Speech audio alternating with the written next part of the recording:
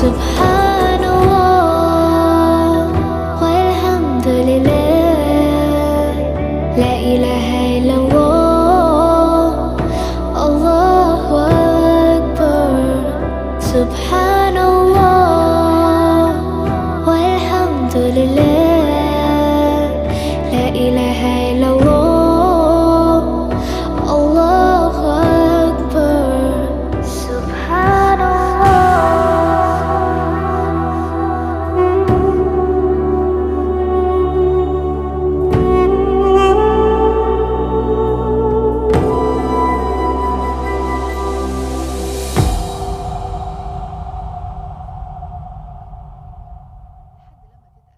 ممكن تستخدموا كريم شانتيه خام بس تزودوا سكر، ممكن تستخدموا الكريمه السايله، كوبايتين من الكريمه السايله برضو تضربوهم لحد لما يتقلوا وتزودوا برضو سكر للكريمه السايله.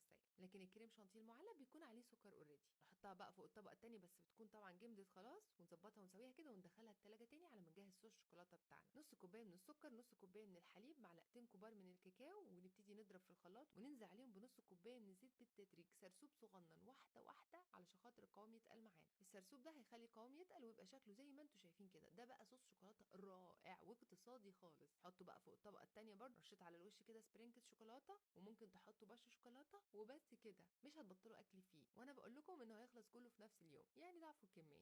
جربوه وليه رايكم فيه.